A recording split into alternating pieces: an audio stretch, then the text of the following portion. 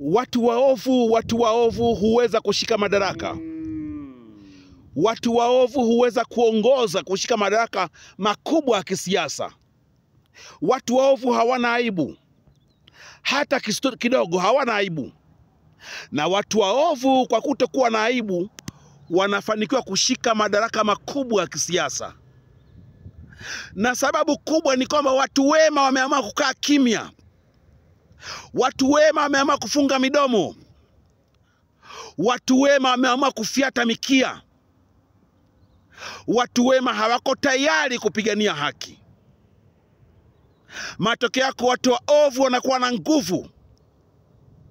Watu wenye roho mbaya wa binafsi wanakuwa na nguvu. Wanakuwa na mamlaka makubwa. Kwa sababu watu wema wameamua kukaa kimya. Kwa sababu watu wema wameamua kufunga midomo.